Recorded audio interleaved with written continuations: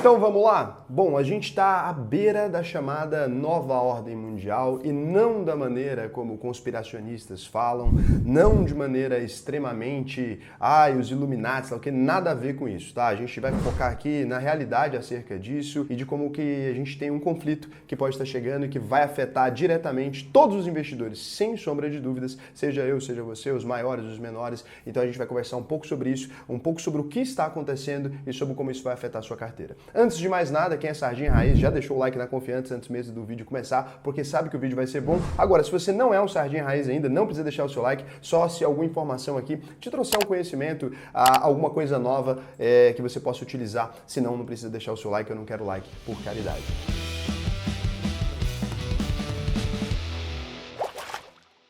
O que acontece? A gente tem uma guerra histórica muito famosa chamada Guerra do Peloponeso. Foi a guerra de Esparta contra Atenas ali. Ela foi descrita por um historiador ali ateniense chamado Tucídides. E isso é muito importante para a gente entender o que está acontecendo com o mundo agora. O Tucídides viveu ali de 460 a 400 a.C.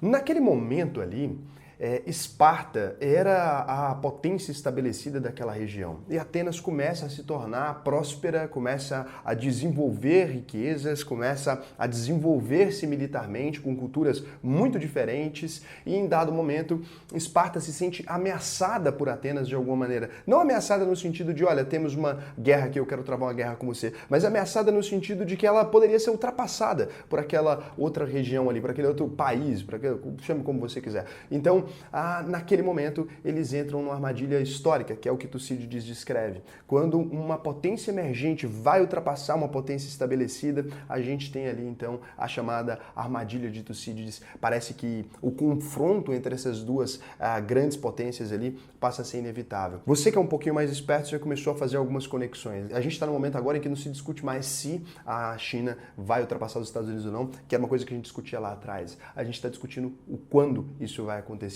E a gente tem visto de todas as formas a potência estabelecida, que é os Estados Unidos, tentando evitar essa ascensão da China ao primeiro lugar, né? De maneira que esse conflito está ficando cada vez mais presente, esse conflito está ficando cada vez mais claro e nítido para a gente. O Ray Dalio aborda um pouco desse assunto no livro dele chamado Princípios, a Nova Ordem Mundial e o Imperativo da Diversificação. Para você não pensar que o Ray Dalio é mais um desses apocalípticos, né, que fica prevendo essas coisas. Ray Dalio, né, ele é um americano, ele é escritor, ele é filântropo, gestor e fundador do Bridgewater Associates, que é o que ele é mais considerado, é pelo que ele é mais reconhecido. É a gestora mais lucrativa de hedge funds, ou seja, de fundos de proteção do planeta, tá? Então ele é o cara mais racional acerca de proteção, o cara que mais acerta no mercado financeiro quando a gente está falando de proteção. Hoje em dia ele tem 1.500 funcionários e mais de 140 bilhões de dólares ali sob gestão. E assim, se você for verificar mais profundamente as contribuições de Ray Dalio, você vai encontrar coisas realmente fascinantes, assim. Para você ter uma ideia, ali na década de 80, o McDonald's tinha um grande problema. Ele queria incluir alguma coisa de frango no cardápio, mas pela oscilação de preço ali, era praticamente impossível que ele conseguisse precificar isso. Imagina você coloca um hambúrguer, no outro dia esse hambúrguer teria que ser vendido por outro preço, o McDonald's precisa de um pouco mais de estabilidade, é uma rede que tinha inúmeros restaurantes, não dava para ficar fazendo esse reajuste de preço todos os dias, confunde a cabeça do cliente, então o McDonald's simplesmente não conseguia incluir ali nada de frango, né? Não tinha nuggets? Não tinha nuggets. Quando o Ray Dalio soube desse problema, o Dalio conseguiu convencer ali os produtores de frango, que já faziam parte da sua carteira,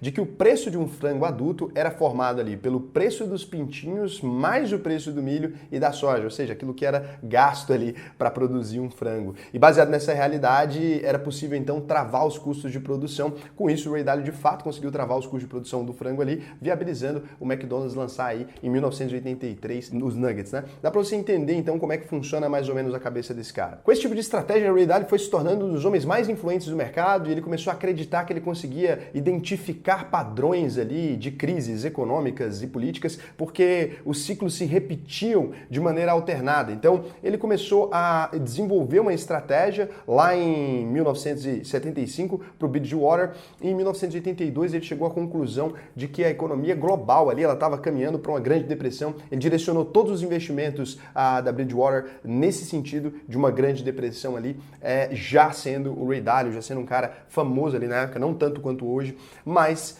o que aconteceu nesse período? Então, Ray Dalio errou.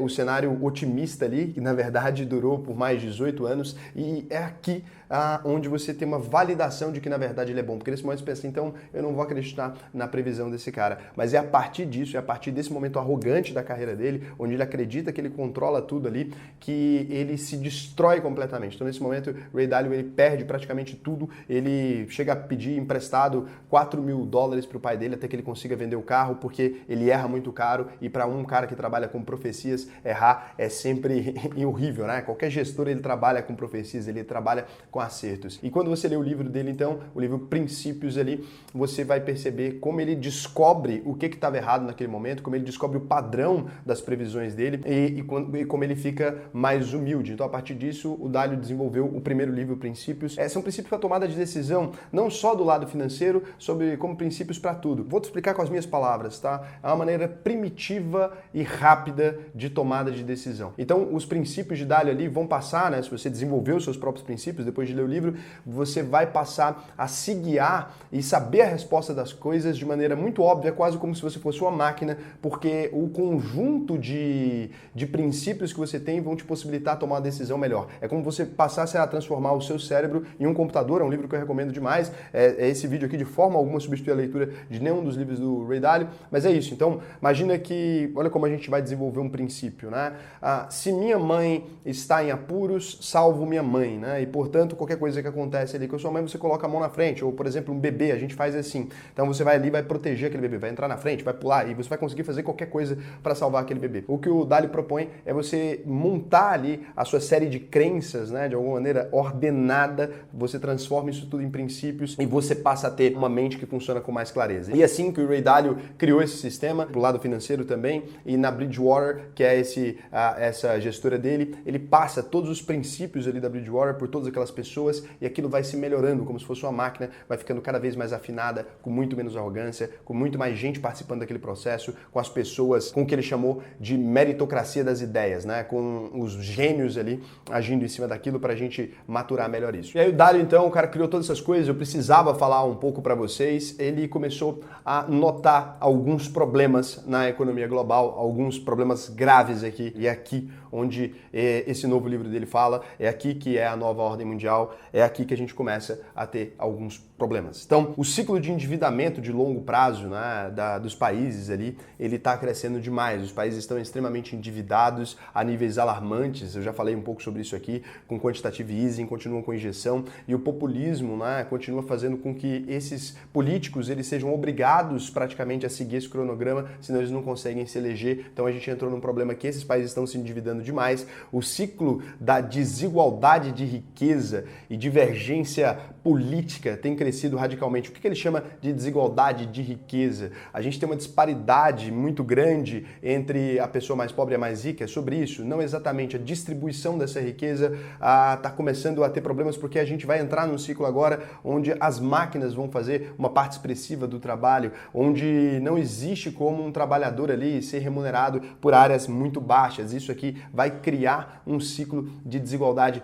dessa riqueza muito profundo, muito acentuado. E não de maneira que as pessoas fiquem cada vez mais ricas, de maneira que o próprio sistema financeiro ele começa a ter problemas ali, porque a gente precisa sempre das pessoas mais pobres consumindo para a gente poder manter essa pirâmide funcionando, né? Sempre as pessoas da base consomem mais e essa riqueza vai se concentrando. A gente está tendo alguns problemas nisso e a gente está numa situação em que a população tem uma divergência política muito grande. A gente tem visto cada vez mais os extremos irem para um lado e para o outro ali de maneira muito agressiva. As pessoas não conseguem se ouvir mais simplesmente porque discordam. Por exemplo, só de eu ter falado a palavra desigualdade de riqueza aqui, boa parte das pessoas que pensam como eu, que também são liberais, talvez já parem de ouvir só por causa da palavra. Por isso que eu tive que explicar a palavra melhor, porque o mundo está tão louco que dependendo do que você fala, mesmo que você concorde com outra pessoa, ela começa a esguelar, ela não ouve o restante, ela não ouve a conclusão do raciocínio. Esse é um ponto que ele apresenta e a ascensão da China como um grande poder que faz a gente cair naquele problema da armadilha de Tucídides. E para completar, a gente tem um poder emergente que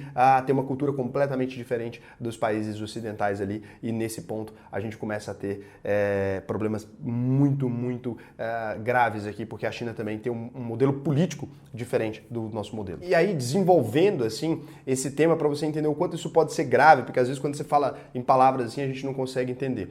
Então a gente tem um ciclo de endividamento, os países se endividando, você pensa que problema que pode ter, né? Um país se endividando, ele imprime mais dinheiro e paga, mas atualmente o nível global de endividamento ele está muito alto, os juros básicos, que é o que o Banco Central utiliza ali para poder estimular a economia, porque ele coloca os juros baixinhos, a gente tem acesso a crédito e tudo, eles estão nos patamares mais baixos e os bancos centrais, eles não estão tendo mais a competência de estimular ou desestimular a economia utilizando os juros. Você vê o que aconteceu agora nos Estados Unidos, inflação altíssima e tal, e no Brasil a gente observa a mesma coisa, né? O Banco Central jogou a taxa de juros lá embaixo, o que era para ter tido um grande efeito de estímulo econômico, acabou estimulando bem pouco ali a economia, então não saiu da maneira que eles queriam, e aí os países estão sendo levados a imprimir mais moeda e comprar ativos ali financeiros, que é o chamado quantitative easing, né? Comprar ali títulos de investimento num CDB, alguma coisa de um banco privado.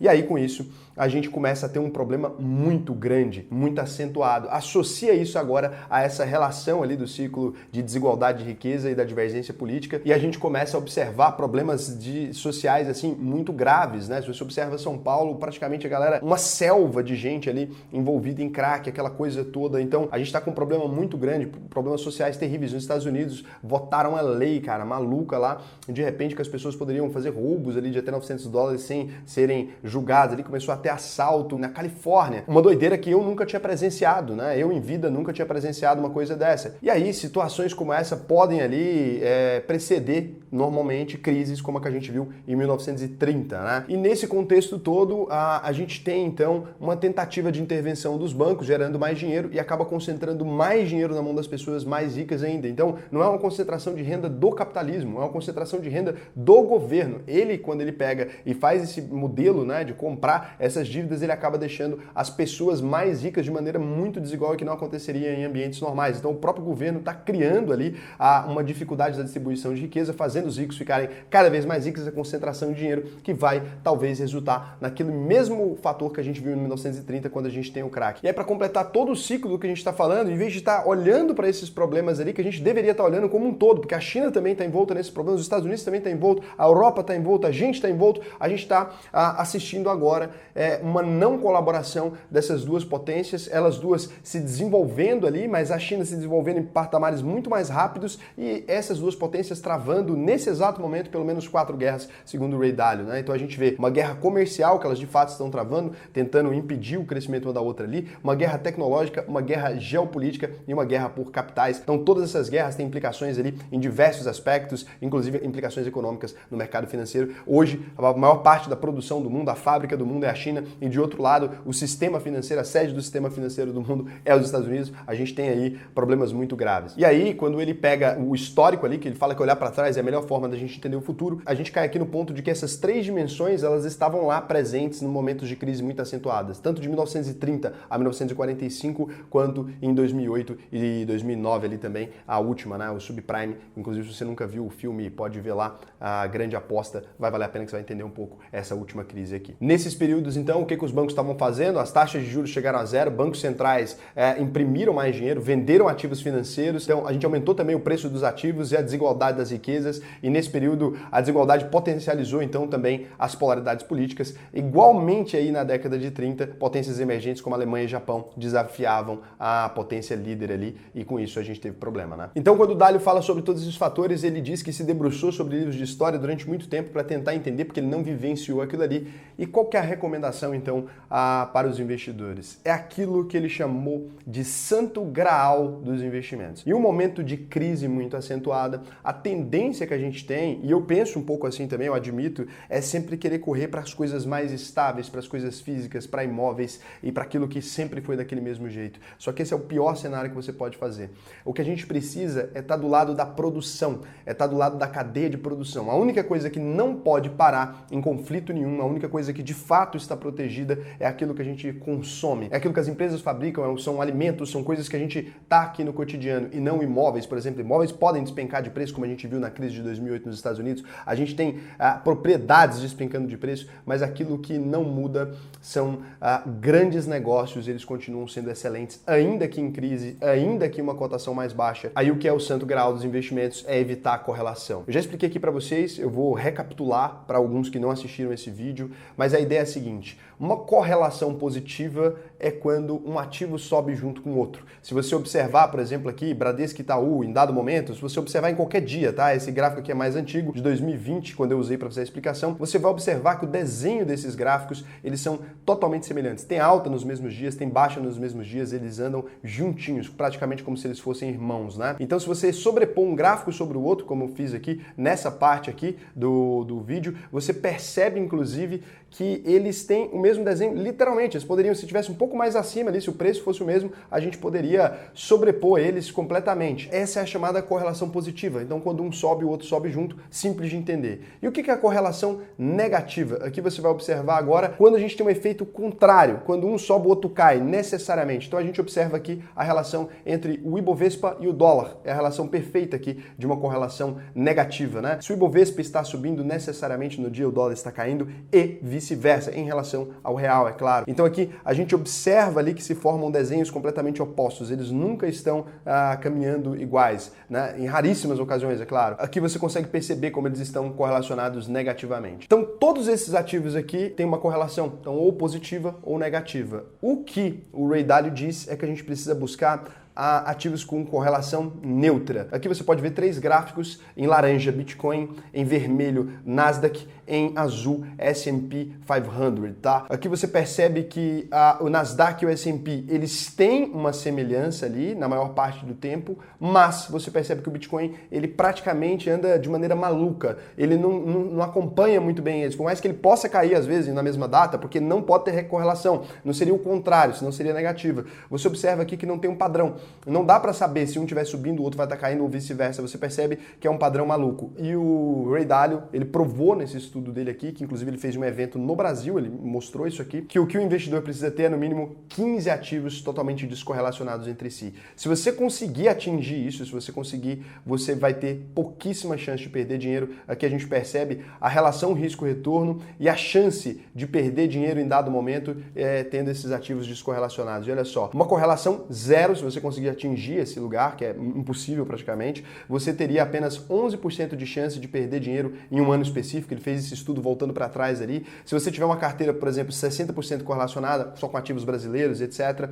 você teria 38% de chance de perder dinheiro em dado ano. E quando você observa também a relação risco-retorno, em uma delas você tem 0,31, na outra você tem 1,25 de relação risco-retorno. Então, sua relação risco-retorno melhora demais aqui. É isso que você precisa perseguir. Se você quiser evitar, né, cair nesse lugar, nesse caminho, você precisa aprender a fazer isso aqui. Agora, se você quiser realmente começar a entender mais disso, mais profundamente, né, mais do que você já pegou aqui, um conteúdo muito profundo, você pode acessar auvp.com.br, clique em Conheça a UVP, responde essas perguntas aqui, que eu mesmo vou te ensinar a investir. Fechou? Um beijão pra você, até o próximo vídeo, espero que vocês tenham gostado. Esse foi um vídeo muito legal de fazer aqui, é um vídeo que eu queria trazer, tinha tempo já, e vai ser muito importante para todo mundo.